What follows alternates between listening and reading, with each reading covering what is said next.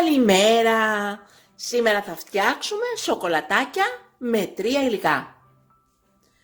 Παίρνουμε 500 γραμμάρια κουβερτούρα.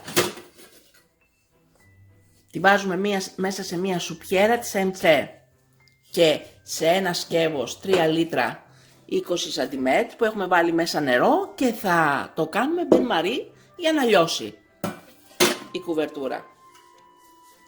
400 γραμμάρια φιστίκι και 300 γραμμάρια κράνμπερι. Ανοίγουμε το μάτι της κουζίνας στο 7.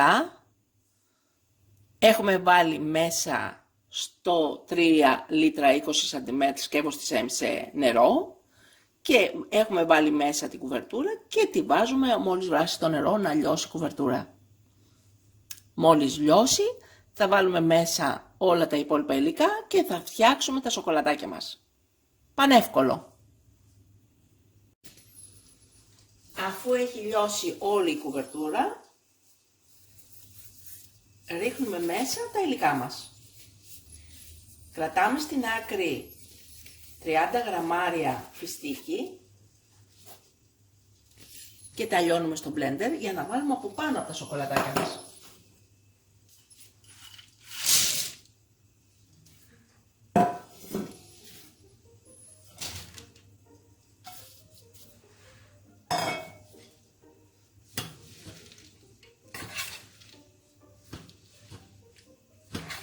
Και ανακατεύουμε.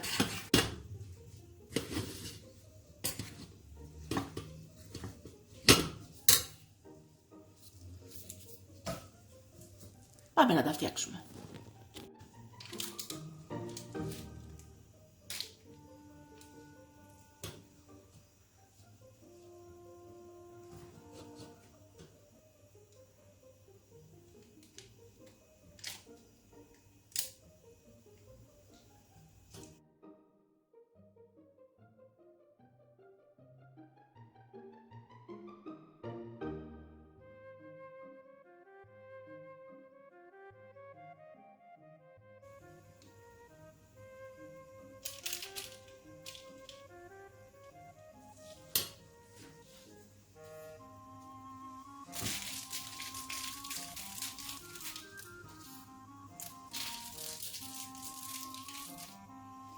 Βάζουμε και από πάνω.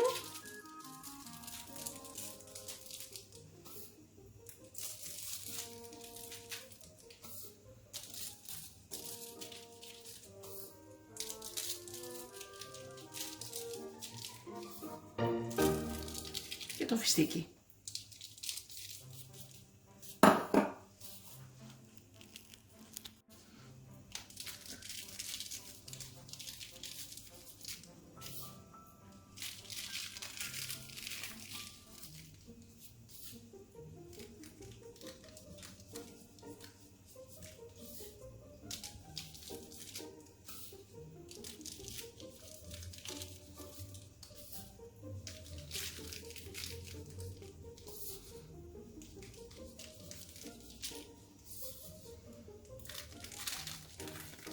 Έτοιμα.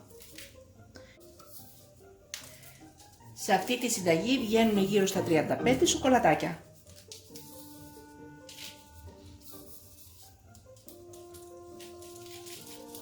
Τα βάζουμε στο ψυγείο για 4-5 ώρες. Και είναι